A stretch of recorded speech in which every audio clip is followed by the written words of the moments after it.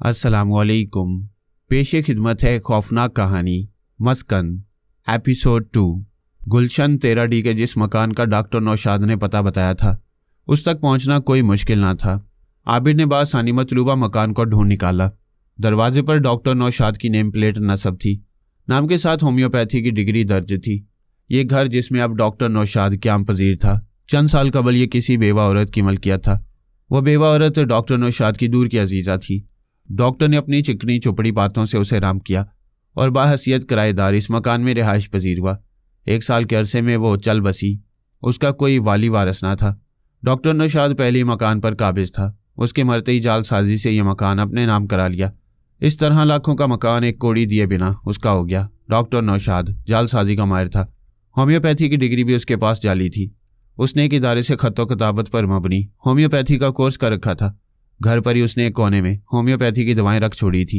इस घर में कोई मरीज आता था ना डॉक्टर किसी को कोई दवा देता था। उसकी आमदनी का जरिया क्या था ये बात किसी को मालूम ना थी। डॉक्टर नौशाद खुद भी अपने बारे में ये बात यकीन से नहीं कह सकता था कि उसका जरिया मुआश फलां चीज़ है। वह वसी ताल्लुकात रखता था, चर्ब जुबान और खुशामदी था। सामने वाले की ज़रूरत समझकर उसकी ज़रूरत पूरी करना उसकी ज़िंदगी का मकसद था। इस हाजत रवाई के एवज़ अपना उल्लू सीधा करना इस शख्स को खूब आता था। किसको किस तरह कैच किया जा सकता है इस आर्ट से वो अच्छी तरह वाकिफ था। अब उसने आबिर पर जाल डाला था। घंटी की आवाज़ सुनते ही वो बजाते खुद गेट पर आया। गेट खोला तो सामने आबिर खड़ा नजर आया। वो बड़े तपाक से उससे मिला, गले से लगाया और उसके बर वक्त पहुंचने की तारीफ की और उसका हाथ पकड़कर बड़ी अपनाइयत से घर के अंदर लाया। अरे भाई चांदनी, देखो आबिर आए हैं। डॉक्टर नौशाद ने दूर ही से आवाज़ लगाई। चांदनी कहीं से निकलकर फौरन सामने आई। आबिर ने उसे देखकर सलाम किया और उसके आगे सर झुका दिया। चांदनी ने उसके सर पर हाथ रखने के बजाय कंधे पर हाथ रखा और मुस्कुरा कर बोली, आबिर माशाल्लाह बड़े प्यारे लग रहे हो। शुक्रिया आंटी। आबिर अपनी पजीराई पर खुश हुआ। अरे लड़कियों, बाहर आओ, देखो कौन आया। कौन आया है अम्मी? सबसे पहले दौड़ती हुई शाइस्ता आई। ओह, आबिर भाई आए हैं। शाइस्ता के बाद एक एक करके सब लड़कियां बाहर आ गईं। नहीं आई तो मलका, जिसे देखने के लिए वह तड़प रहा था और जिससे मिलने की आरजू उसे यहाँ तक खींच रही थी। अरे भाई, क्या आबिर मियाँ को बाहर ही खड़ा रखोगे? इन्हें ड्राइंग रूम में बिठाओ, डॉक्टर नौशाद बोला। नहीं अब्बू, हम लाउंज में बैठेंगे।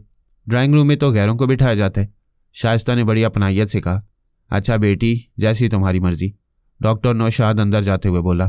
बाप के वहाँ से हटते ही शाइस्ता एंड कंपनी ने आबिर को अपने हिसार में ले लिया और उसे लेकर लाउंज की तरफ बढ़ी। जब ये लड़कियों से लिए लाउंज में दाखिल हुई तो सामने नजर पड़ते ही आदिल का दिल शिद्दत से धड़कने लगा। वो क़यामत उसके सामने खड़ी थी। खुले बाल, मेकअप से आरी चेहरा, सादा से कपड़े। यूं लगता था जैसे कुछ देर कबल नहा कर निकली हो। वो सादा कपड़ों में बगैर मेकअप के भी जगमगा रही थी, जबकि दीगर बहनें खसूसन शाइस्ता और फाखरा खूब बनी ठनी और जदीद तराश का लिबास ज़ेब तन किए हुए थी। इसके बावजूद उनके हुस्न के चांद बुझे हुए थे। आबिर खड़ी हुई क़यामत की तरफ तेजी से बढ़ा। मलका पर उसकी निगाहें जमी थीं। उस वक्त उसके सिवा कोई नज़र नहीं आ रहा था। वो उसके करीब पहुंचकर ठहर गया। बात करने से ज़्यादा उसे नज़रों में भरने से दिलचस्पी थी, लेकिन इतने ढेर सारे लोगों में उस पर नज़रें जमाना आसान ना था। लेकिन वह रस्मन बोला, कैसी है मलका? जी मैं ठीक हूँ, मलका ने धीरे से कहा। लो जी आपी, फाखरा शाइस्ता से मुखातिब होकर बोली। आबिर को अभी तक यही नहीं मालूम हुआ कि मलका कैसी है। अरे जनाब, सब जानते हैं कि हम बहनों में वो सबसे अच्छी है। फाखरा, शाइस्ता ने उसकी चुटकी लेने पर तिरछी नज़रों से देखा। ओके आपी, फाखरा ने सर झुकाते हुए कहा। आबिर बेटा, बहुत अच्छा लगा कि तुम हमारे घर आई। चांदनी ने मुस्कुराते हुए उससे सोफे पर बैठने का इशारा किया। आंटी, मुझे खुद यहाँ आकर बेहद खुशी हुई, आबिर ने सोफे पर बैठते हुए कहा। और मुझे बड़ा रंज हुआ कि इन लोगों ने आपको बुलाने में इतनी देर क्यों की, डॉक्टर नौशाद ने लाउंज में दाखिल होते हुए कहा। कोई बात नहीं अंकल, आबिर मलका की तरफ देखते हुए बोला। शाइस्ता, भाई को घर दिखाओ। चांदनी का लहजा मायने खेज था, जिसे शाइस्ता ने तो समझा, लेकिन आबिर की समझ में कुछ ना आया। आइए आबिर भाई, शाइस्ता ने आबिर को इशारा किया। हम आपको अपना गरीब खाना दिखाएं। मलका आओ। आबिर के लिए आखिरी बात बहुत अहम थी। वो फौरन खड़ा हो गया। आबिर का ख्याल था कि बकिया बहनें भी साथ निकलेंगी, लेकिन ऐसा ना हुआ। शाइस्ता और मलका के सिवा कोई ना उठा। शाइस्ता ने सबसे पहले अपना कमरा दिखाया। इस कमरे में मलका भी उसके साथ रहती थी। ये दरमियाने साइज का अच्छा सजा सजाया कमरा था। आबिर भाई, ये है हमारा नशेमन, शाइस्ता ने हंसते हुए कहा। ज़बरदस्त, आबिर पुरजोश अंदाज में बोला। बैठें, मलका ने बेड की तरफ इशारा करते हुए कहा। बैठेंगे, पहले ने पूरा घर दिखा दे वरना अम्मी चीखेंगी, शाइस्ता ने कहा। इससे कबल के मलका कोई जवाब देती शाइस्ता बोली, आबिर भाई बस कुछ ना पूछें, ये मोबाइल की दुश्मन है।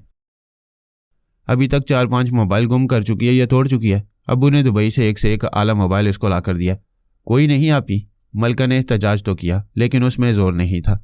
शाइस्ता भी जवाब देने की तैयारी में थी कि फाखरा अंदर दाखिल हुई और बोली, आपी अम्मी बुला रही हैं। अच्छा। शाइस्ता तीर की तरह कमरे से निकल गई। आबिर का ख्याल था कि शाइस्ता की जगह फाखरा ले लेगी, लेकिन ऐसा ना हुआ। फाखरा भी उसके साथ चली गई। यह एक ज़बरदस्त मौका था। मलका कमरे में तन्हा रह गई थी। पता नहीं यह मौका कसदन अता किया गया था या फिर ऐसा गलती से हुआ। जो भी था, इस अता से फ़ायदा उठाया जा सकता था।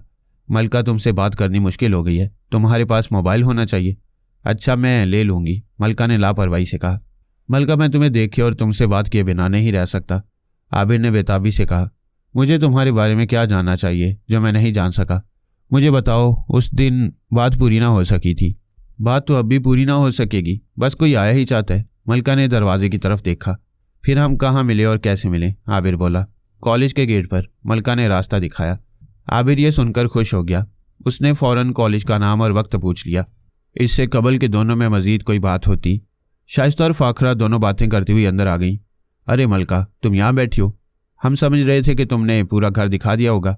नहीं आपी, मैं आपका इंतज़ार कर रही थी। गुड गर्ल, फाखरा ने खुशी का इजहार किया। फिर तीनों ने उसे अपना घर दिखाया। आबिर को अब इस घर से दिलचस्पी ना रही थी। वो यहाँ मलका के लिए आया था, उसे देख लिया था और आइंदा मुलाकात की राह भी साफ हो गई थी। बहरहाल यहाँ आया था तो रस्म तो निभाना थी। वो उनके साथ हंसी खुशी महवे खराम रहा। खूब सैर होकर खाना खाया, मज़े की कॉफ़ी पी और अपने घर की राह ली। वो देर गए घर पहुंचा। घंटी बजाने पर जिसने दरवाज़ा खोला उसे देखकर वो यकदम सहम गया। ये तुम्हारे घर आने का वक्त है, अली निसार ने लहजा सख्त किए बिना कहा। जी अब्बू, देर हो गई, वैसे मैं अम्मी को बता कर गया था। आबिर ने नाजनीन की तरफ मदद तलब नज़रों से देखा जो अली निसार के पीछे खड़ी थी। तुम इस वक्त कहाँ से आ रहे हो? अली निसार ने पूछा। अब्बू, एक दोस्त के यहाँ से आ रहा हूँ, उसने खाने पर बुलाया था। मुझे ज़रा उसका नंबर देना। इस वक्त रात के 2 बजे हैं। ये खाने का कौन सा वक्त है? अली निसार के लहजे में अब गुस्सा दार आया। अच्छा, बात कर लीजिएगा। नाजनीन ने मामला संजीदा होते देखकर मुदाखलत की। अभी आपका ज़माना तो है नहीं कि अपने वक्त पर डिनर ख़त्म हो जाए। ये नई पौध है, इसे वक्त की कदर है ना इदराक। आबिर, तो आइंदा इतनी देर तक घर से बाहर नहीं रहोगे, सुन लिया तुमने? अपने तमाम मनहूस दोस्तों को बता देना। जी अम्मी, आबिर ने इंतहाई फर्मा बरदारी से कहा। और इस तरह नाजनीन ने अपने तदब्बुर से आबिर के सर पर घूमती शामत को टाल दिया। लेकिन यह मसला ज़्यादा दिन टलने वाला ना था। अली निसार संजीदा हो चुके थे। वो आबिर को मजीद वक्त देना नहीं चाहते थे। उन्हें आबिर के लैलो नहार का बिल्कुल पता ना था। बस वो इतना ही समझ रहे थे कि वो लाउबाली तबीयत, एक सुस्तुल वजूद लड़का है। जब तक उसके गिर्द घेरा तंग नहीं किया जाएगा उसके सुधरने का इम्कान नहीं। यही वजह थी कि उन्होंने बराह रास्त बाज पुरस शुरू कर दी थी। एक दिन आबिर ने मलका के बताए हुए वक्त पर कॉलेज का चक्कर लगाया। यह छुट्टी का वक्त था। लड़कियां तेजी से कॉलेज के गेट से बाहर आ रही थीं। आबिर वहां काफ़ी देर तक खड़ा रहा, लेकिन मलका उसे नज़र नहीं आई। शायद वो आज कॉलेज आई ही नहीं थी। उसने वहीं खड़े खड़े शाइस्ता को फ़ोन किया। इधर उधर की बातों के बाद मलका का जिक्र छिड़ा। शाइस्ता ने बताया कि आज वो कॉलेज नहीं गई, उसकी तबीयत ख़राब है। क्या हुआ? आबिर ने फिक्रमंदी से पूछा।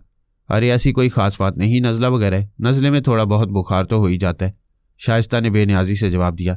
फिर अचानक जैसे उसे कुछ याद आया, वो बोली, हाँ वो अब्बू आपके बारे में पूछ रहे थे, शायद वो आपसे मिलना चाह रहे हैं। कोई ख़ास बात? आबिर की छटीस जागी। मुझे क्या पता, शाइस्ता ने कुछ इस अंदाज में कहा कि आबिर मशकूक हो गया। बताएं ना, आपको सब पता है, आबिर बोला। मुझे उन्होंने कुछ नहीं बताया, बस इतना ही कहा कि किसी दिन आबिर को चाय पर बुलाओ। शाइस्ता इतना कहकर हंसी। अच्छा ठीक है, बताएं कब आऊँ? नेक काम में भला देर किस बात की, आज ही शाम में आ जाएं। इस वक्त आप कहाँ हैं? जी घर पर हूँ, आबिर ने पूरी यकीन से झूठ बोला। यह आसानी मोबाइल फ़ोन की फराम करदा थी। चलें फिर पक्का, शाम को आ रहे हैं आप? शाइस्ता ने कहा। ठीक है, आबिर ने फ़ौरन हामी भर ली। डॉक्टर नौशाद ने शाम को चाय पर बुलाकर आबिर से जो कुछ कहा वो इसके लिए इंतहाई खुशकुन था। लेकिन उसी रात खाने पर अली निसार ने आबिर से जो कुछ कहा उसे सुनकर आबिर की सिट्टी गुम हो गई। अंजू घर में नहीं थी। आखिर वो कहाँ गायब हो गई थी? माई पंखी ने पूरा घर छान मारा। घर ही कितना बड़ा था, 2 कमरे और एक सेन। उसने एहतियातन गुसल खाना और बैतुल खला भी देख लिया। अंजू कहीं नहीं थी। अब माई पंखी को तशवीश हुई। उसने परेशानी में 2-3 चक्कर सेन के लगाए। सेन में नीम की जर्द पत्तियां फैली हुई थी। उसने सेन के दरमियान रुककर नीम के पेड़ पर नजर डाली। गुस्से में कुछ बड़बड़ाई और यकदम जोर से चीखी, अंजू तू कहाँ मर गई? कोई जवाब न आया। वह बावर्ची खाने की तरफ बढ़ी। हंडिया के पानी में उबाल आ गया था। उसने लकड़ियां पीछे करके आग मध्यम की और एक जलती लकड़ी हाथ में पकड़कर सेन में आई। जलती लकड़ी से उसने मुसल्लस नुमा एक हिसार खींचा, फिर चप्पल उतारकर उस हिसार में बैठ गई। जलती लकड़ी अब भी उसके हाथ में थी। उसने मुंह ही मुंह में कुछ बड़बड़ाते हुए 3 बार लकड़ी जमीन पर मारी। उसी वक्त अंजू छत से नीचे कूदी और उसके सामने आकर बैठ गई। माई पंखी ने अंजू की लाल आंखों में नजरें गाड़ दी। अंजू की आंखों में उसे जिस शख्स की तस्वीर नजर आई, उसे देखकर खुद माई पंखी की आंखों में खून उतर आया। जिस वक्त माई पंखी हवालात में एक आंख हाथों पर रखे लेटी थी और कौवे पूरे थाने में एक हंगामा किए हुए थे, तब वो यहाँ आया था। वो जादू टूने और अमलियात का माहिर था।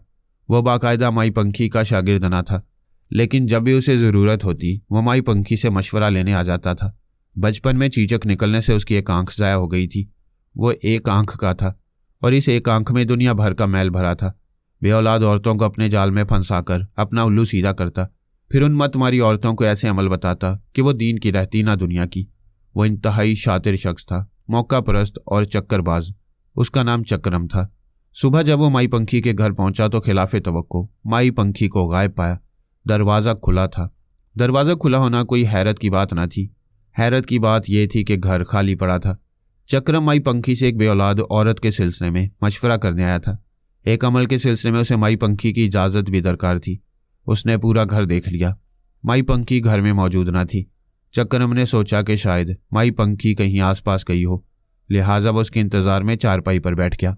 वक्त गुजारी के लिए उसने चरस भरी सिगरेट जेब से निकाली और सुलगाकर गहरा कश लिया। तब उसकी नज़र काले मुंह की सफ़ेद बिल्ली पर पड़ी। वह अभी कमरे से निकली थी। इस बिल्ली को चक्रम ने एक आध बार इस घर में देखा था, लेकिन उसे ये मालूम ना था कि इसका माई पंखी से कोई ख़ास ताल्लुक है। उसने अंजू को गौर से देखा तो एकदम उसे इंतहाई काम की दिखाई दी। एक अमल के लिए उसे एक बिल्ली की ज़रूरत थी। यह बिल्ली उसे खास दिखाई दी थी। वो चारपाई के नज़दीक आकर एक पाए से अपना जिस्म रगड़ने लगी। चक्रम के शातिर ज़हन ने फ़ौरन एक मंसूबा तरतीब दे लिया। वो तेज़ी से घर के बाहर भागा। करीब की दुकान से उसने दूध का पैकेट खरीदा। घर वापस आया। सफ़ेद बिल्ली चारपाई के पाए से लगी बैठी थी। चक्रम ने बावर्ची खाने से एक प्याला उठाया, पैकेट खोलकर दूध प्याले में डाला, जेब से एक पुड़िया निकाली, खोलकर इसका पाउडर दूध में मिलाया और दूध से भरा प्याला सफ़ेद बिल्ली के सामने रख दिया। दूध देखकर वो उठ खड़ी हुई और फिर तेज़ी से दूध में मुंह डालकर उसे पीने लगी। बिल्ली को दूध पीते देखकर चक्रम की इकलौती आंख में नशा भर गया। तवक्को के मुताबिक सफ़ेद बिल्ली दूध पीने के बाद 5 मिनट के अंदर मदहोश हो गई। अब यहाँ ठहरना बेकार था। उसने दूध का खाली प्याला उठाया, उसे नलका खोलकर पानी से अच्छी तरह धोया, बावर्ची खाने में अच्छी तरह रख दिया। जिस तरह रखा था दूध का खाली पैकेट उठाकर बाहर आया। चक्रम ने अपने पास मौजूद एक कपड़े के थैले में बेहोश पड़ी बिल्ली को डाला, खाली पैकेट भी उसमें रख दिया और थैला उठाकर घर से चल दिया। चक्रम ने अपने जुर्म का कोई सबूत पीछे ना छोड़ा था। बिल्ली बेहोश थी, इसलिए उसके थैले से बाहर आने का कोई इम्कान न था। घर पहुंचकर उसने थैला अपने बेड पर रखा और फिर इसे उठाकर उलट दिया। उसका ख्याल था कि बिल्ली अभी 10-15 मिनट से पहले होश में नहीं आएगी। मुमकिन है ऐसा ही होता, लेकिन उसी वक्त माई पंखी ने उसका नाम लेकर पुकारा, अंजू। वो हड़बड़ा कर उठ बैठी। उसने अपनी सुरख आंखों से चक्रम को देखा। गुस्से से म्याऊं की आवाज़ निकाली और बेड से नीचे छलांग लगाने को थी कि चक्रम को चक्कर आ गया। एक कीमती बिल्ली को हाथ से निकलते देखकर उसने लपक कर दरवाज़ा बंद कर दिया और बिल्ली की तरफ बढ़ा। इससे कबल के वो बिल्ली को पकड़ पाता उसने बेड से छलांग लगाई। चक्रम के वहम गुमान में भी न था कि वह छलांग लगाकर क्या करने वाली है। उसका ख्याल था कि वह उसकी पहुंच से दूर होने के लिए अलमारी पर जस्त लगाकर खुद को महफूज कर लेगी, लेकिन उसने एक ऐसा काम कर दिखाया कि चक्रम के हवास बाख्ता हो गए और इस कदर फुर्ती और चाबुक दस्ती से पंजा मारा कि उसकी आंख शदीद लहूलुहान हो गई। वो आंख पर हाथ रखकर बेड पर बैठा। इतने में सफ़ेद बिल्ली खिड़की पर चढ़ी और बाहर कूद गई। ये वो वक्त था जब माई पंखी ने कुछ पढ़ते हुए जलती लकड़ी ज़मीन पर मारी थी। तब अंजू छत से कूदकर उसके सामने आ बैठी। अंजू का एक पंजा खून आलूद था और आंखों में चक्रम की तस्वीर नजर आ रही थी। माई पंखी को मालूम हो चुका था कि अंजू को किसने अगवा किया था और वो उसका क्या हशर करके आई है। माई पंखी ने उसे प्यार भरी नज़रों से देखा और बोली, वाह री अंजू, तूने क्या खूब कमाल किया। माई पंखी हिसार से निकल आई और चारपाई पर आकर बैठ गई। अंजू उसके कदमों में लौटने लगी। अंजू, मैं भूखी हूँ, माई पंखी ने चारपाई से उठते हुए कहा। फिर उसने हिसार में मौजूद लकड़ी उठाई। वह बुझ चुकी थी। उसने बावर्ची खाने में पहुंचकर दोबारा आग भड़काई और पीढ़ी पर बैठकर अंजू का इंतजार करने लगी। कुछ देर में हंडिया में मौजूद स्याह महलूल में उबाल आ गया और अंजू मुंह में कव्वा दबाए दरवाजे पर मौजूद थी। चाय पीने के बाद डॉक्टर नौशाद ने आबिर का हाथ पकड़ा और बोला, आओ बेटा। आबिर फौरन उठ गया। डॉक्टर नौशाद उसे ड्राइंग रूम में ले आया, जबकि घर के दीगर अफराद डाइनिंग रूम में बैठे रह गए। आबिर की समझ में नहीं आ रहा था कि डॉक्टर नौशाद उसे अचानक महफिल से क्यों उठा लाया है। मलका भी गाहे गाहे पलकें उठाकर गहरी नजरों से उसे देख लेती। वहां मामला ही कुछ और निकला। डॉक्टर नौशाद ने जो बात की वो इंतहाई खुशकुन थी। उसने ड्राइंग रूम में बैठते ही आबिर की तरफ मुस्कुराकर देखा और कहा, बेटा मैं चाहता हूं कि तुम इस घर के दामाद बन जाओ। ये तो नेकी और पूछ पूछ वाला मामला था। आबिर तो पहले ही उधार खाए बैठा था। ये सुनते उसके मन में लड्डू फूटने लगे। उसने खुश होकर कहा, अंकल ये आपकी जरा नवाजी है। एक बात और तुमसे कहना चाहूंगा कि इस घर में 7 बेटियां हैं। तुम जिसको पसंद करोगे वो तुम्हारे निकाह में दे दी जाएगी। डॉक्टर नौशाद ने बड़ी फराख दिली का सबूत दिया। आबिर के लिए अब कोई मुश्किल न रही थी। अब तक वह जिन मराहिल से गुजरा था उनसे अंदाजा होता था कि ये लोग मलका से बतौर खास उसका फासला बरकरार रखना चाहते थे। उसने साफ गोई से कहा, अंकल मुझे मलका पसंद है। ठीक है, मुझे कोई एतराज़ नहीं। डॉक्टर नौशाद ने दरख्वास्त मंजूर करने में ज़रा देर न की। फिर कुछ तवक्कुफ के बाद वो बोला, अब मैं चाहूँगा कि तुम अपने वालिदैन को इस रिश्ते के लिए भेजो। जी अच्छा। आबिर ने तशक्कर आमेज़ लहजे में कहा, मैं घर जाते ही अपनी अम्मी से बात करूँगा। और जब रात के खाने पर आबिर ने डरते डरते नाजनीन और अली निसार से मुखातिब होकर धीरे से कहा, अम्मी अबू मैं शादी करना चाहता हूँ, तो ये सुनकर अली निसार मुंह में निवाला रखना भूल गई और नाजनीन के हाथ से चमचा छूट गया। क्या? दोनों ने बेयक वक्त कहा। अबू आप चलकर उन लोगों से मिलें। आबिर ने उनकी हैरत को नज़रअंदाज करके कहा, वो कौन बेवकूफ़ लोग हैं जो तुम्हें बेटी दे रहे हैं? अली निसार के लहजे में तलखी दर आई। अबू वो बहुत अच्छे लोग हैं, उन्हें बेवकूफ़ ना कहें। आबिर ने हमायत की। क्या वो ये बात जानते हैं कि तुम एक निखट्टू लड़के हो? कोई नौकरी कोई मुलाजमत तुम्हारे पास नहीं। एक बेरोजगार शख्स को वो कैसे अपनी बेटी दे रहे हैं? ज़रूर लड़की में कोई नुक्स होगा। अली निसार ने जो कहा ठीक कहा। अब्बू लड़की मैंने देखी है, वो बहुत खूबसूरत है और कॉलेज की तालब है, उसमें कोई नुक्स नहीं, आबिर ने बताया। आबिर ज़रूर कुछ दाल में काला है, नाज़नीन ने कहा। अभी शादी के चक्रों में ना पड़ो बेटा, कुछ काम वाम करो। अम्मी आप एक बार उन लोगों से जाकर तो मिल ले।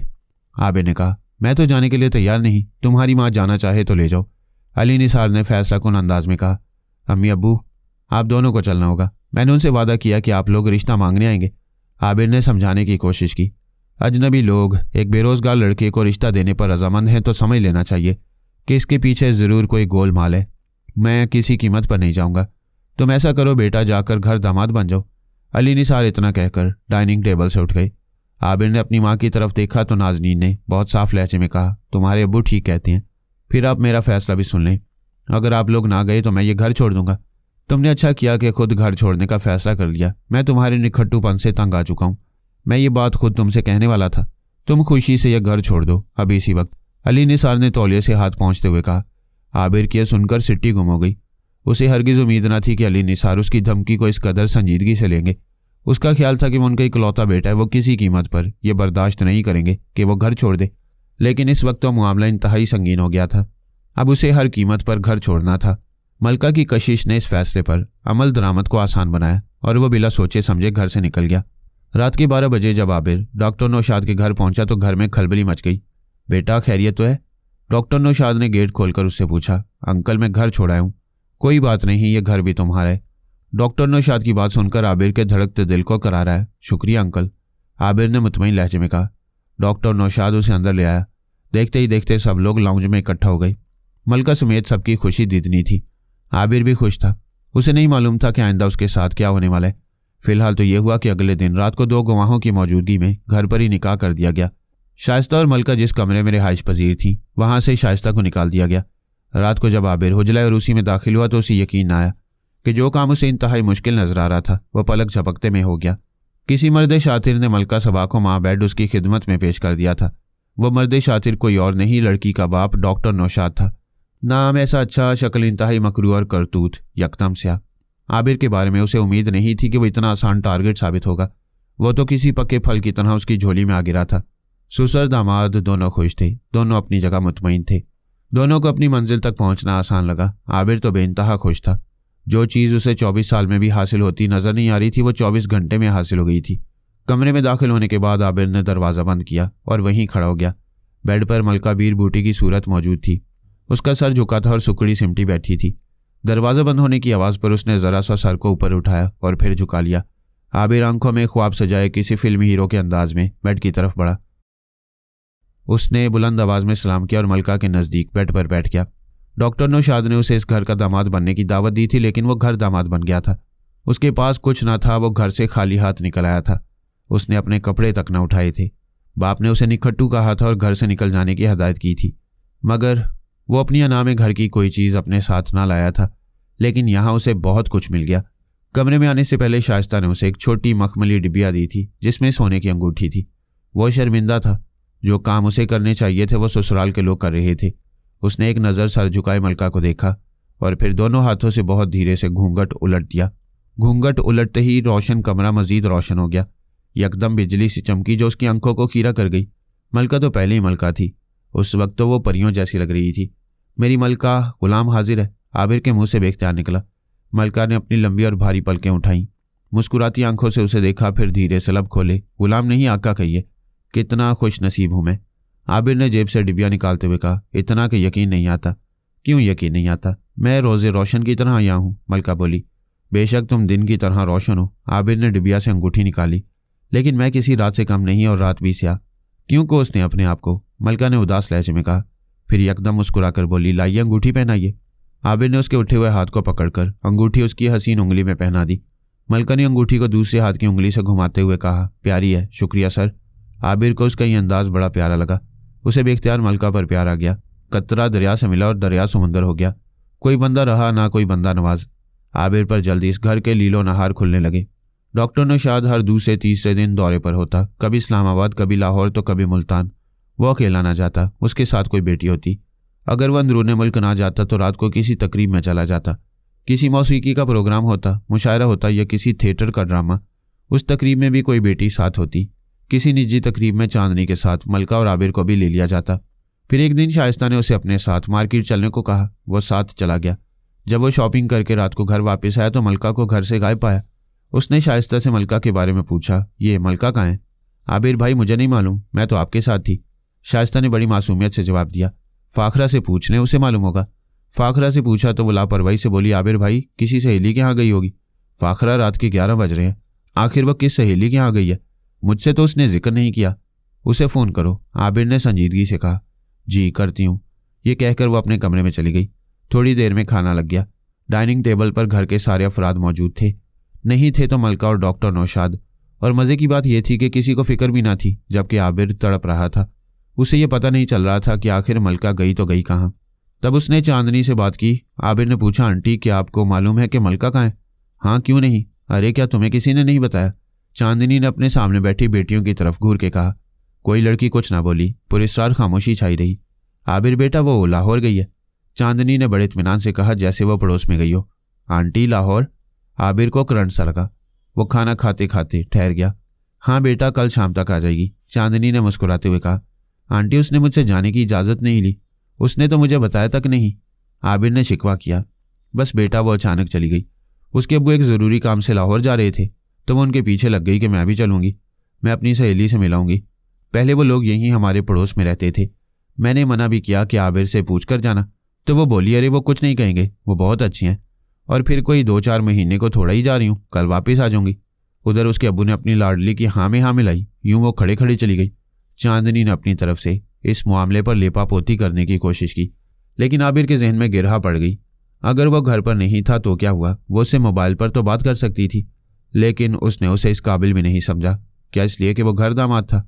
डॉक्टर नौशाद के बारे में ये बात जल्दी उसके इल्म में आ गई कि उसके बाअसर और अहम लोगों से ताल्लुकात थे।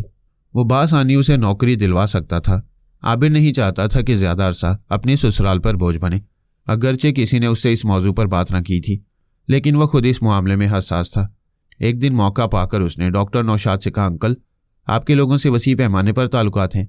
मैं भी कौम हूँ, मुझे कहीं नौकरी दिलवा दीजिए। अरे बेटा, ये कहकर तो आपने हमें शर्मिंदा कर दिया। आप इस घर के दामाद हैं, हम आपसे नौकरी करवाएंगे।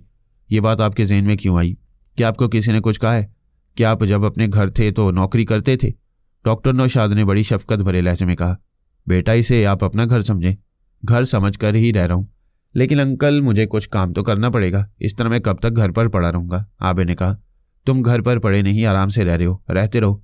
अगर नौकरी की ज़रूरत पड़ेगी तो मलका करेगी, तुम परेशान मत हो। डॉक्टर नौशाद ने हंसते हुए कहा। घर के काम कम है क्या, तुम घर संभालो। मलका ने तो खैर अभी नौकरी ना की थी, मगर आबिर के हाथ में घर जरूर दे दिया गया। अब किसी लड़की को कहीं जाना होता आबिर साथ जाता। घर का सौदा, यूटिलिटी बिल्स सब उसकी जिम्मेदारी थे। किसी को डॉक्टर के पास जाना है, किसी ने ब्यूटी पार्लर जाना है, किसी को सहेली के घर छोड़ना है और दूसरे दिन उसे लेकर आना है। घर में आए दिन कोई तकरीब होती, किसी न किसी की सालगिरह मनाई जा रही होती। उसमें लड़की की सहेलियां होती, उन सहेलियों के भाई होते, चांदनी और डॉक्टर नौशाद के कुछ दोस्त अहबाब होते। इस तकरीब का सारा इंतजाम आबिर को करना होता। इस घर का माहौल बड़ा दोस्ताना था, खुली फिजा थी, कोई रोक टोक ना थी, कोई किसी को शक व शुबे की नज़र से ना देखता। आबिर नौजवान था, उसे इस घर की फिजा रास आ गई। तकरीब में शरीक होने वाली लड़कियां उसके गिर्द घेरा डाल लेती थी। मलका कभी एतराज़ न करती थी, वस्ती मुस्कुराती उसके पास से गुजर जाती। पहली बार ऐसा हुआ था कि वो उसे बताए बगैर लाहौर चली गई थी। अगरचे वो अपने बाप के साथ गई थी, कोई काबिल एतराज़ बात न थी, लेकिन जाने क्यों उसे अपनी कम मायगी का एहसास हुआ। वो रात को करवटें बदलते बदलते माजी हाल का जायजा ले रहा था।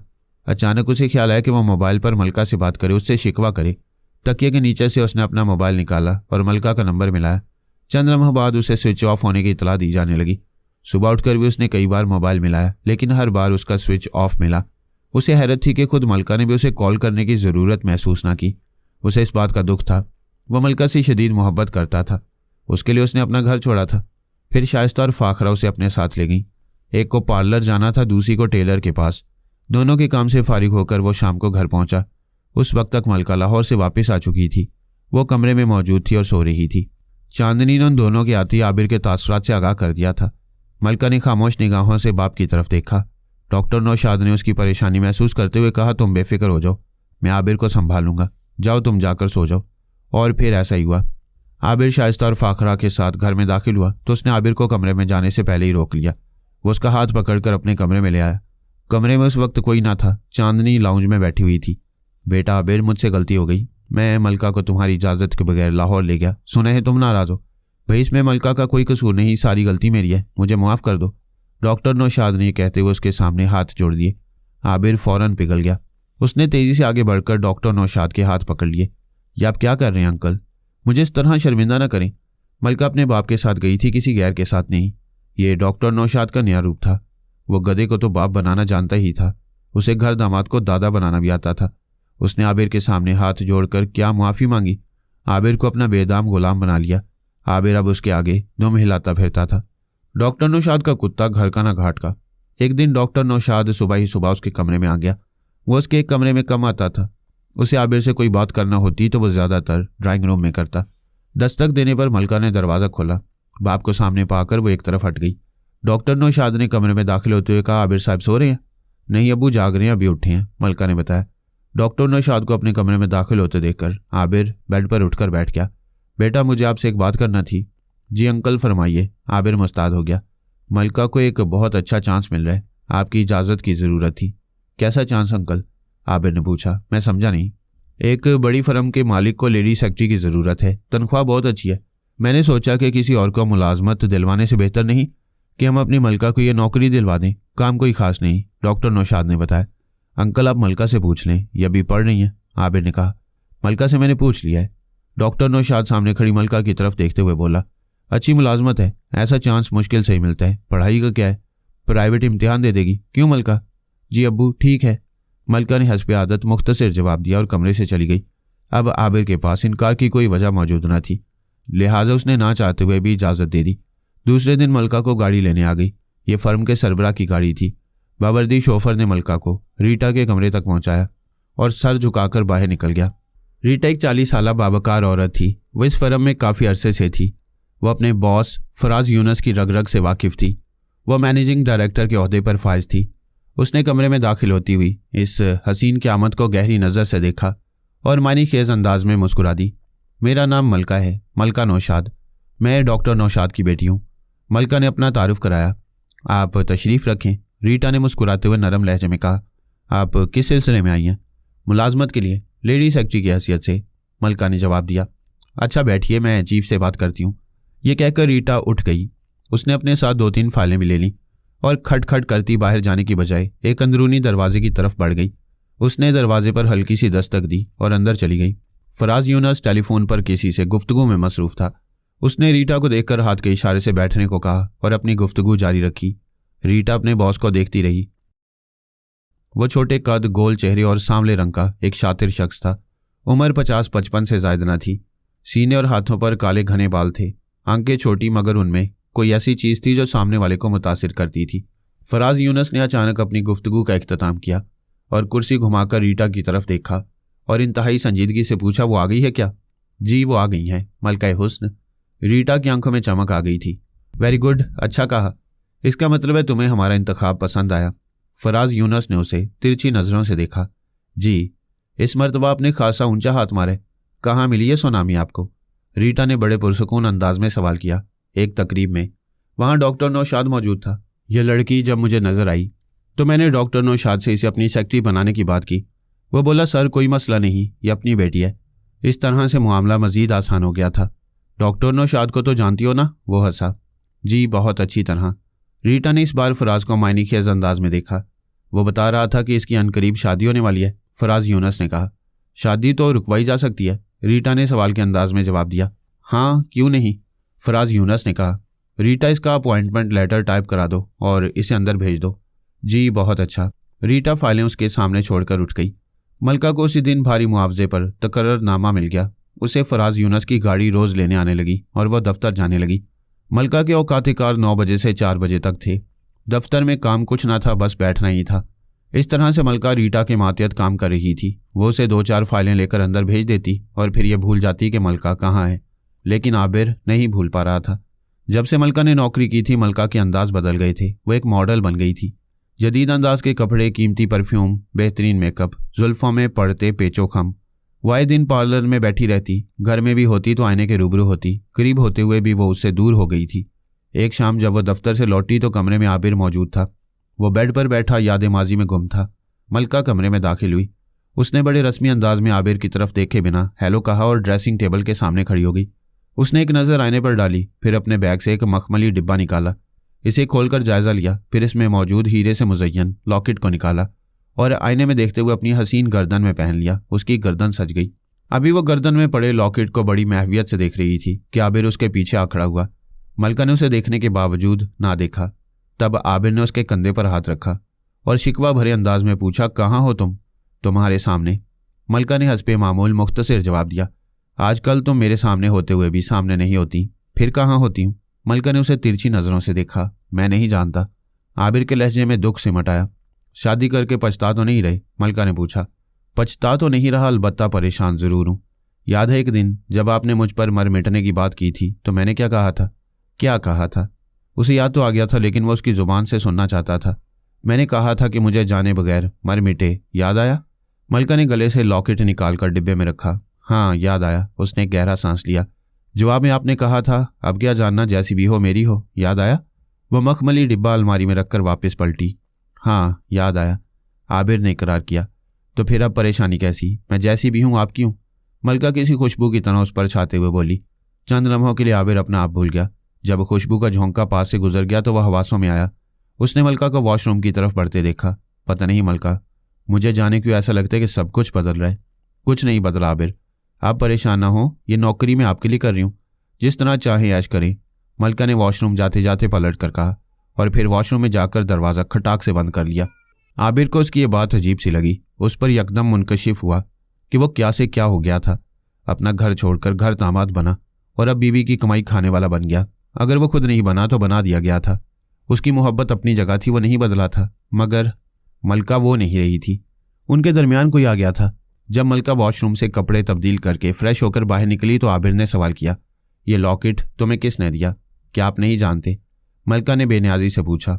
जानता तो पूछता क्यों? आबिर बोला। मेरे बॉस ने। मलका ने उसे बगौर देखते हुए कहा। तुम उसकी पर्सनल सेक्रेटरी हो या पर्सनल हो गई हो? आबिर के लहजे में तलखी दर आई। मुझे नहीं मालूम कि क्या बन गई हूँ, इतना जानती हूँ कि जो बनी हूँ अपनी मर्जी से नहीं बनी हूँ, मलका ने नजरें झुकाते हुए कहा। आबिर को उस वक्त बड़ी मजबूर सी दिखाई दी, मासूम सी। यकदम उसे उस पर प्यार आ गया। उसने उसे करीब करते हुए पुरुमीद लहजे में कहा, परेशान मत हो, सब ठीक हो जाएगा। आबिर को अंदाजा नहीं था कि इस घर में हो क्या रहा था। डॉक्टर नौशाद क्या क्या खेल खेल रहा था। पूरा घर उसके इशारे पर नाचता था और आबिर को खुद मालूम ना था कि वो किसके हाथों कठपुतली बना हुआ है। एक दिन आबिर मलका के ऑफिस के नज़दीक से गुजर रहा था तो यकदम ख्याल आया कि क्यों ना मलका का ऑफिस देखता चले। चाहता तो वो उसे फ़ोन करके अपनी आमद की इतला दे सकता था, लेकिन उसने खामोशी से जाना मुनासिब समझा। मलका को सरप्राइज देना चाहा। उसने ऑफिस में दाखिल होकर इस्तकबालिया पर बैठी लड़की से मलका के बारे में पूछा। उस लड़की ने दफ्तर के आखिर में इशारा करते हुए बताया कि वो उस कमरे में रीटा के साथ बैठती है। आबिर ने दरवाजे पर पहुंचकर हल्की सी दस्तक दी और हैंडल दबाकर दरवाज़ा खोल दिया। कमरे में कोई ना था, मलका थी ना रीटा। कमरे में अलबत्ता 2 मेज़ें ज़रूर नजर आ रही थीं। छोटी मेज़ खाली थी, उस पर कुछ ना था, जबकि बड़ी मेज़ पर फाइलों के साथ एक कंप्यूटर भी मौजूद था। इन मेज़ों के साथ एक और दरवाज़ा था। आबिर सोच में पड़ गया कि क्या करे। सोचा वापस जाए और इस्तकबालिया पर बैठी लड़की को बताए कि कमरे में कोई नहीं है। फिर एक लम्हे को ख्याल आया कि सामने बंद दरवाजे के अंदर क्यों ना झांक ले, हो सकता है वो दोनों अंदर हों। ये सोचकर वो पूरे इत्मीनान से दरवाजे की तरफ बढ़ा। जब रीटा वॉशरूम से बाहर निकली तो उसने किसी को फराज यूनुस के कमरे में दाखिल होते देखा।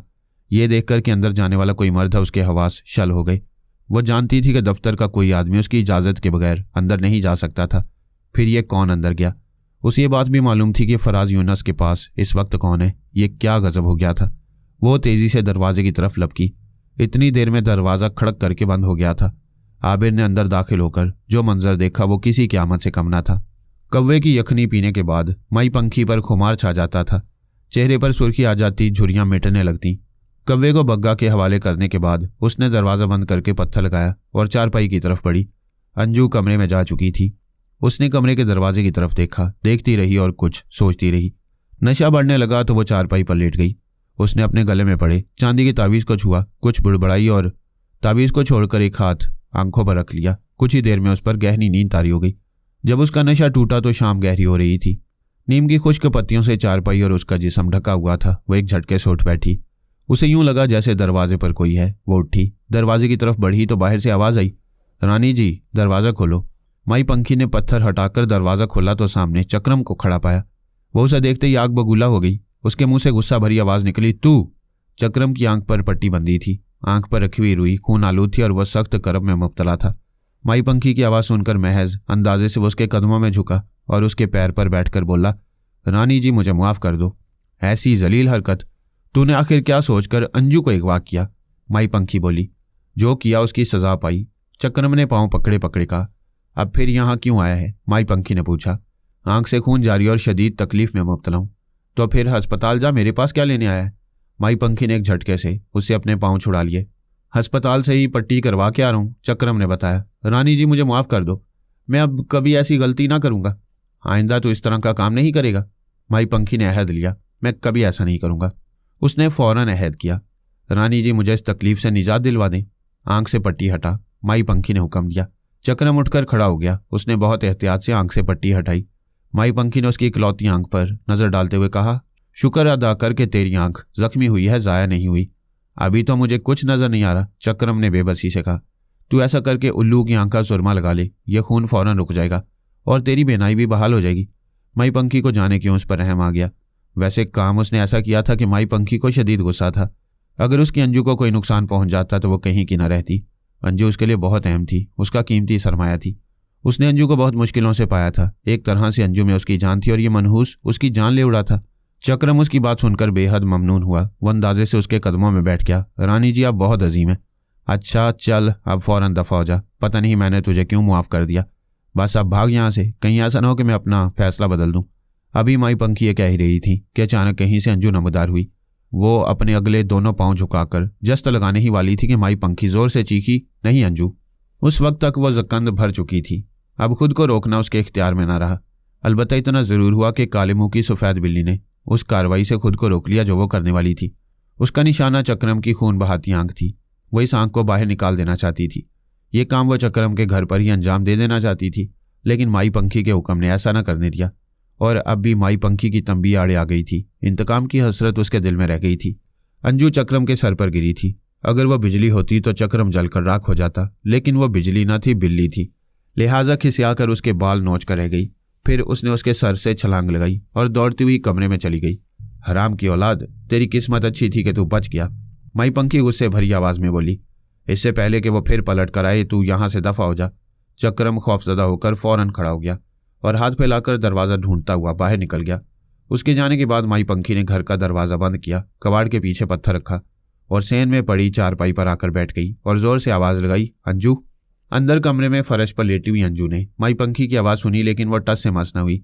माई पंखी की एक आवाज़ पर जब अंजू बाहर न आई तो उसका माथा ठिनका। उसने फिर आवाज़ लगाई, अंजू बाहर आ। अंजू ने उसकी आवाज़ सुनी, लेकिन तरह दे गई। उसने अपने अगले पाँव पे सारे और आंखें मूंद ली। माई पंखी ने कुछ देर उसके आने का इंतजार किया। जब वो बाहर न आई तो उसे अंदाज़ा करने में देर न लगी कि अंजू रूठ गई है। माई पंखी एक झटके से चारपाई से उठी और तेज कदमों से कमरे में चली गई। उस कमरे में एक बेड पड़ा था, एक लोहे की अलमारी थी, इसके अलावा कुछ ना था। अंजू अलमारी के सामने फर्श पर पाँव फैलाए लेटी थी। उसकी सुरख आंखें बंद थीं। अंजू तुझे क्या हुआ? माई पंखी अंजू के पास जमीन पर बैठ गई। अंजू ने उसकी बात सुनी, लेकिन वो हिली तक नहीं और ना ही उसने आंखें खोली। माई पंखी ने उसे बड़े प्यार और एहतियात से जमीन से उठाया और बेड पर लिटा दिया और अपने गले में पड़े तावीज़ को गले से निकाला और कुछ पढ़ते हुए उसके जिस्म पर फेरा और फिर पीठ मोड़कर खड़ी हो गई। कुछ देर के बाद माई पंखी के कानों में रोने सिसकने की आवाज़ आई। उसने पलटकर देखा तो अंजू को रोते हुए पाया। वो औंधी लेटी हुई तकिए में मुंह दिए सिसक रही थी। माई पंखी बेड पर उसके साथ बैठ गई और उसका सर सहलाने लगी। उसके काले रेशमी बाल खुले हुए थे। अंजू क्यों रोती है? अम्मा, क्या तू नहीं जानती? अनारा ने रोते रोते पूछा। मैंने तुझे उस काने की दूसरी आंख नहीं फोड़ने दी, इसलिए रोती है, माई पंखी ने सवाल किया। हाँ अम्मा, इसीलिए, अनारा ने इकरार किया।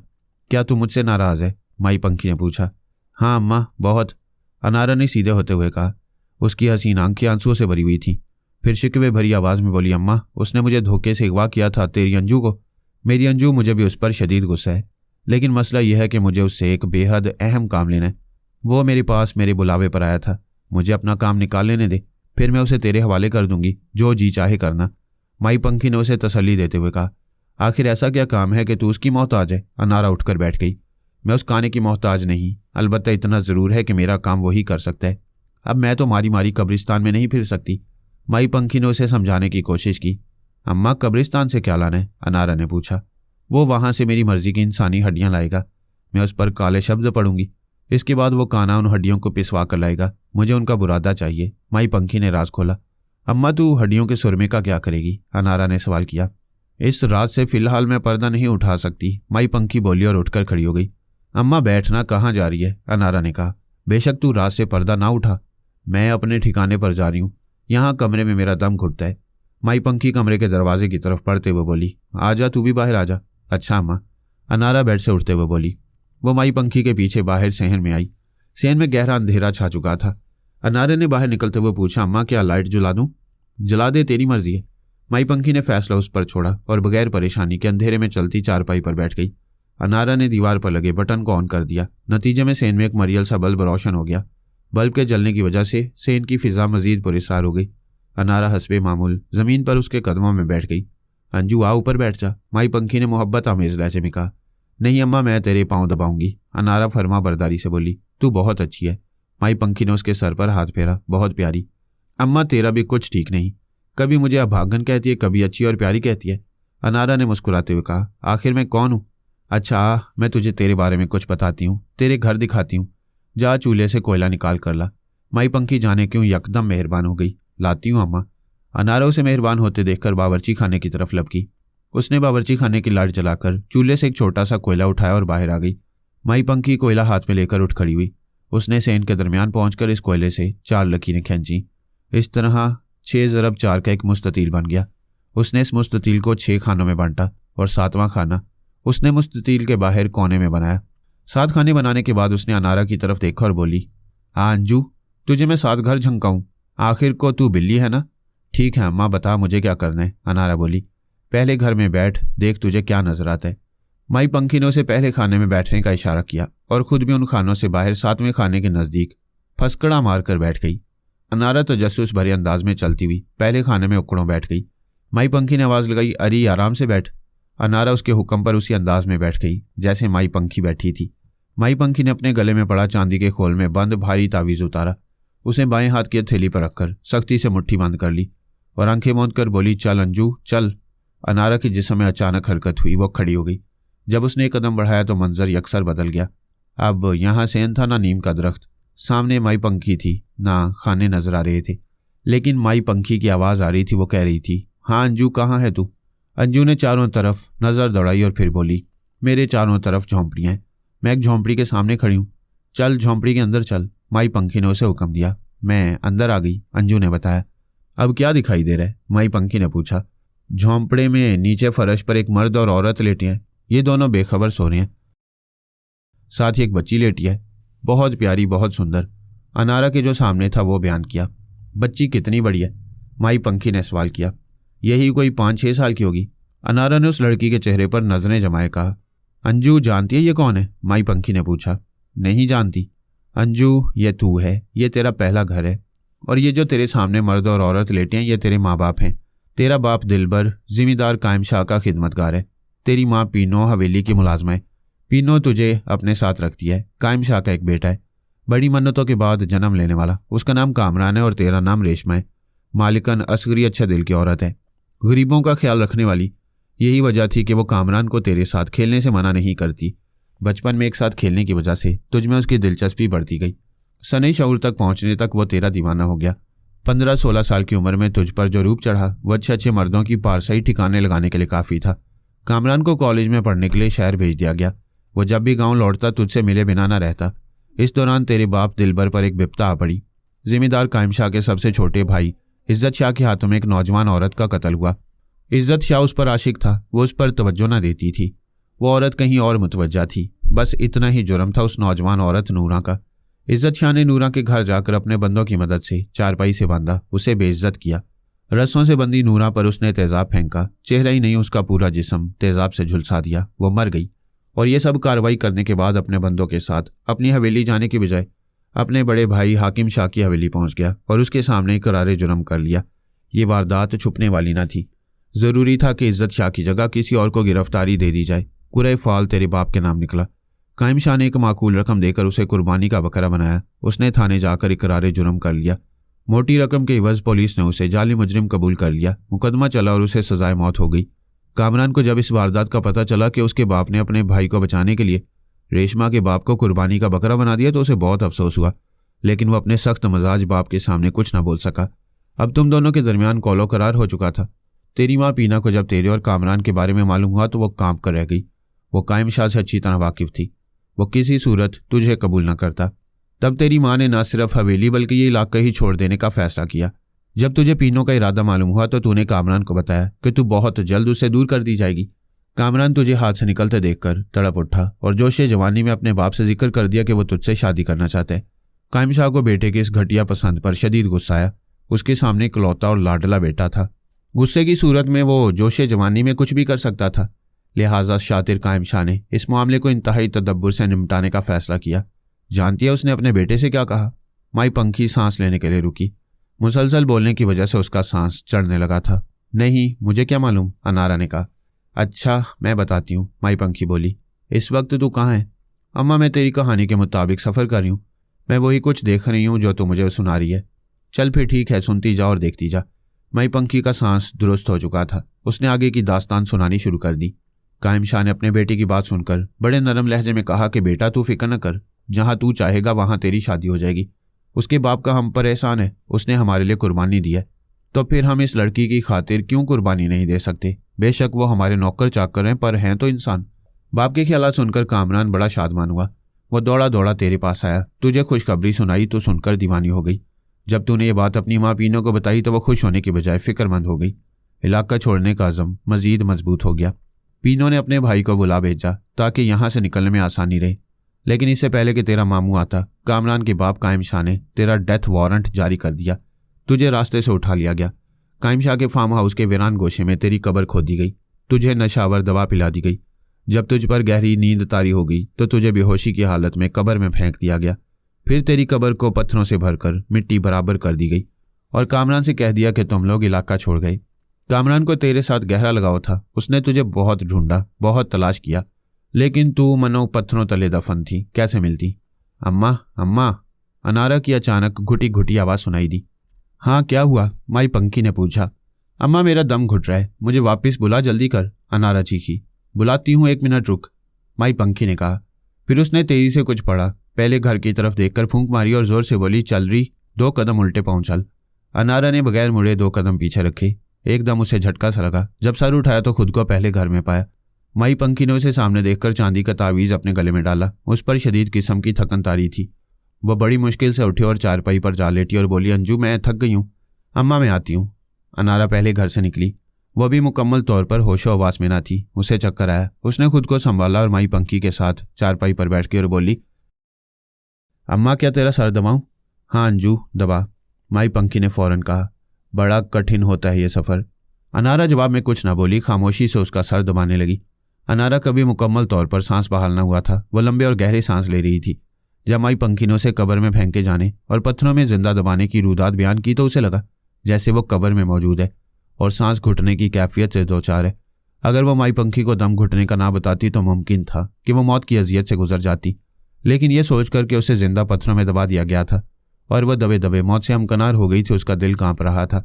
फिर उसे कामरान का ख्याल आया। कैसा बांका सजीला नौजवान था, कैसा टूट कर चाहता था वो उसे। जाने उस पर क्या गुजरी होगी, जाने कितने अरसे तक वो उसे तलाश करता रहा होगा। बस अनारा। अचानक माई पंखी ने उसके हाथ पर हाथ रखा। जा, रात गहरी हो गई, अब अंदर चली जा। अच्छा अम्मा जाती हूँ, अनारा चारपाई से उठते हुए बोली। बत्ती बंद कर जाना, माई पंखी ने दीवार में लगे बल्ब की तरफ इशारा किया। अनारा ने लाइट बंद की और अंदर कमरे में चली गई। आज अम्मा ने उसे पहला घर दिखाया था, अभी 6 घर और बाकी थे। अम्मा ठीक ही कहती थी कि वह जन्म जली है, अब आंगन है। आबिर ने अंदर जो मंजर देखा वो उसके वजूद में शोले भड़काने के लिए काफ़ी था। मलका सोफे पर पूरे इत्मीनान से लेटी थी। उसके चेहरे पर मुस्कुराहट थी। दिलशाद यूनुस उसी सोफे पर मौजूद था और वह जिस कार्रवाई में मसरूफ था वो किसी भी शौहर के लिए नाकाबिले बर्दाश्त थी। दरवाज़ा बंद होने की आवाज़ पर दोनों ने बेयक वक्त दरवाजे की तरफ देखा। दिलशाद यूनुस एक अजनबी नौजवान को दरवाजे पर खड़ा देखकर शदीद गुस्से में मुब्तला हो गया। वह चीख कर बोला, कौन हो तुम? मलका की इस अजनबी नौजवान पर नजर पड़ी तो वह सांस लेना भूल गई। उस पर घड़ों पानी पड़ गया। वह अजनबी नौजवान कोई और नहीं, उसका शौहर था। चंद लम्हों के मंजर ने आबिर पर 7 तबक रोशन कर दिए थे। मलका क्या थी, इस मुलाजमत की आड़ में यहाँ क्या हो रहा था? हर चीज़ उस पर साफ और वाज़ेह हो गई। अब यहाँ रुकना बेकार था। वो फौरन वापसी के लिए पलटा। दरवाज़ा खोलकर जैसे ही वो बाहर निकला, सामने रीटा खड़ी थी। उसने कहर आलूद नज़रों से आबिर को घूरा और सख्त लहजे में बोली, तुम बिला इजाज़त अंदर कैसे आ गए? कौन हो तुम? हर शख्स उससे पूछ रहा था कि कौन हो तुम, लेकिन अपने बारे में कोई कुछ नहीं बता रहा था कि वो कौन थे। नंगे खानदान। आबिर का जी चाहा कि इस औरत के मुंह पर जोरदार थप्पड़ मारकर बताए कि वो कौन है, लेकिन अपनी शनाख्त कराने का फ़ायदा क्या था? वो फाशा तो सोफे पर पड़ी थी अपनी इज्जत उतार कर। अब किसी को कुछ बताना अपनी जिल्लत करवाना था। उसने कुछ न कहा। वो जारहाना अंदाज में उस दरवाजे की तरफ बढ़ा जहां से वो इस जहन्नुम में दाखिल हुआ था। रीटा उसके पीछे लपकी। दिलशाद यूनुस ने अपना दरवाज़ा खोला और जब उसने नौजवान और रीटा को आगे पीछे भागते देखा तो उसने चीख कर कहा, ये भागने ना पाई। रीटा ने बाहर निकलकर शोर मचाया, इसे पकड़ो, इसे पकड़ो। और दिलशाद यूनुस ने फौरन सिक्योरिटी गार्ड्स को अलर्ट कर दिया। नतीजा ये निकला कि वह धर लिया गया। चंद मिनटों के बाद उसे दिलशाद यूनुस की अदालत में पेश कर दिया गया। रीटा ने सिक्योरिटी गार्ड्स को दरवाजे पर अलर्ट रहने को कहा। जब वो बाहर निकल गए और दरवाज़ा बंद हो गया तो दिलशाद यूनुस ने इस लड़के का सर से पांव तक जायजा लिया। वो एक खूबसूरत नौजवान था, अपने चेहरे से शरीफ दिखाई देता था। यूं उसने अभी तक कोई गैर शरीफाना हरकत की भी नहीं थी। वो अंदर आया, उसने देखा और फिर फौरन ही पलट गया। दिलशाद यूनुस की तजुर्बाकार नज़रों ने उसकी शख्सियत का एक्सरे किया और सर झुकाए खड़े से शरीफजादे से मुखातिब हुआ, बैठ जाओ। लेकिन आबिर के जिस्म में कोई हरकत न हुई। वह सर झुकाए खड़ा रहा। वो क्या नज़रें उठाता और नज़रें उठाकर क्या देखता? क्या उस बेवफा को देखता जिसे बिना जाने मर गया था, जिसके लिए उसने अपना घर, अपने वालिदैन और चाहने वाली बहन त्याग दी थी?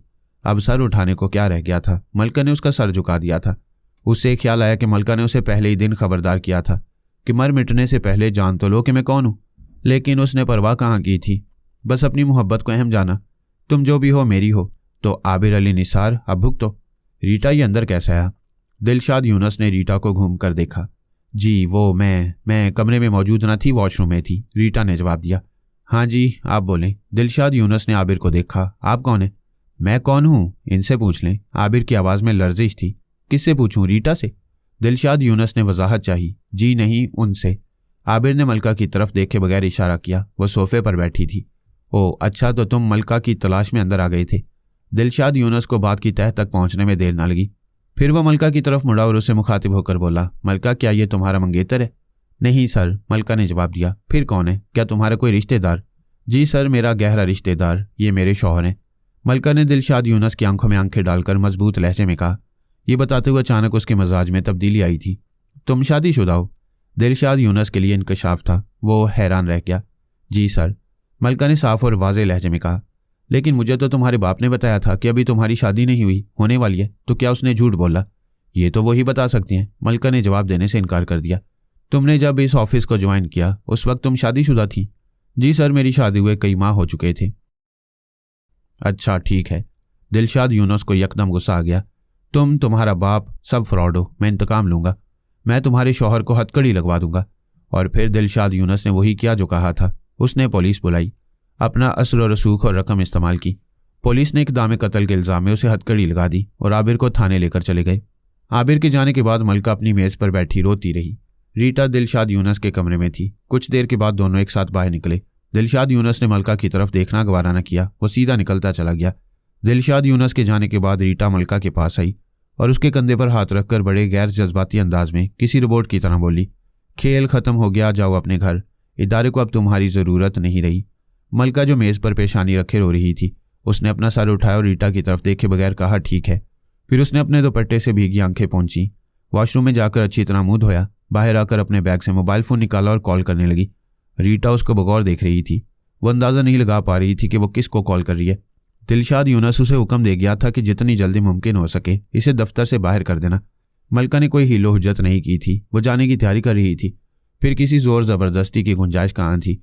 कॉल मिलने पर मलका ने जल्दी से कहा, अम्मी मैं मलका बोल रही हूँ, आप अब्बू से कहीं वो मुझे ऑफिस लेने आ जाएं फ़ौरन। क्या हुआ मलका, खैर तो है? चांदनी ने उसकी आवाज़ में घबराहट का अंसर महसूस करके पूछा। जी अम्मी जल्दी करें, मैं अब्बू को ऑफिस के दरवाजे पर मिलूंगी। मलका ने इतना कहकर फ़ोन ऑफ कर दिया, मोबाइल बैग में डाला, रीटा की तरफ एक नज़र देखा और ये कहती हुई इसके सामने से गुजर गई। अच्छा मैं चलती हूँ। रीटा फ़ौरन खड़ी हो गई। वो शायद उसे अलविदाई जुमले कहना चाहती थी, लेकिन मलका ने उसे इसका मौका न दिया। तेज़ी से दरवाज़ा खोलकर बाहर निकली, पीछे दरवाज़ा धड़ से बंद किया और ऑफिस के बड़े दरवाजे की तरफ बढ़ने लगी। चांदनी को मलका के फ़ोन से बखूबी अंदाज़ा हो गया था कि वो किसी मुश्किल में है। वह फ़ौरन अपने कमरे से निकली और डॉक्टर साहब कहती लाउंज की तरफ बढ़ी। वो डॉक्टर साहब कुछ इस अंदाज से पुकार रही थी जैसे अस्पताल में हो और मरीज़ की हालत अचानक ख़राब हो गई हो। डॉक्टर नौशाद घर में होता तो ज़्यादातर टीवी के सामने लाउंज में बैठा होता, लेकिन इस वक्त वो लाउंज में न था, अलबत्ता टीवी चल रहा था। वहाँ फाखरा बैठी थी। डॉक्टर साहब कहाँ हैं? चांदनी ने उससे पूछा।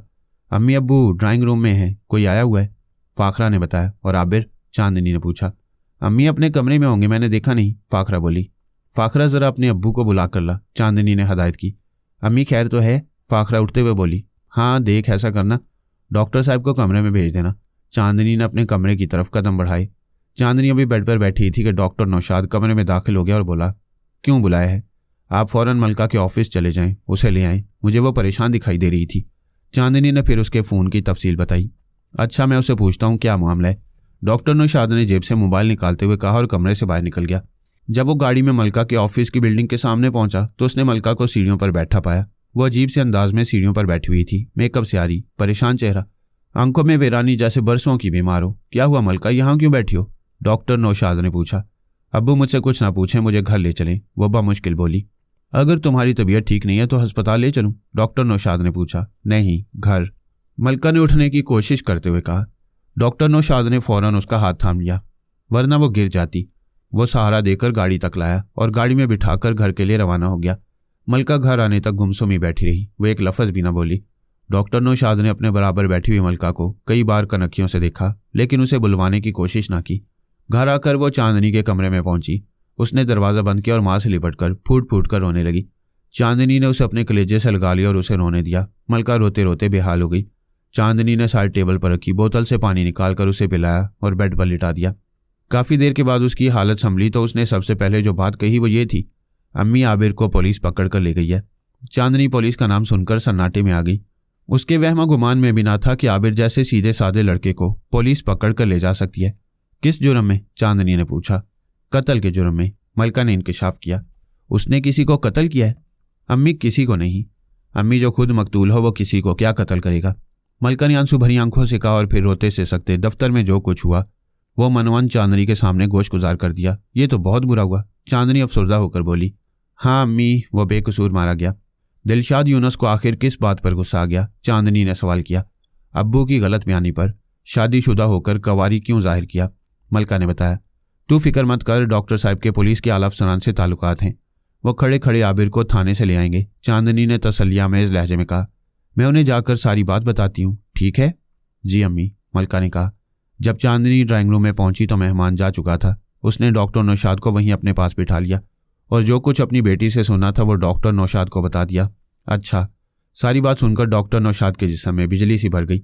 उसने मेज पर रखा हुआ मोबाइल उठाया और किसी को फ़ोन करने लगा। जब वो मुतलका थाने पहुंचा तो एसएचओ अपने कमरे में मौजूद था। डॉक्टर नौशाद को बेधड़क कमरे में दाखिल होते देखकर एसएचओ नासिर को यह अंदाज़ा लगाने में देर न लगी कि वो कोई ऊंची चीज़ है, इसलिए उसने डॉक्टर नौशाद के चेहरे पर नज़र जमाते हुए कहा, जी फरमाइए।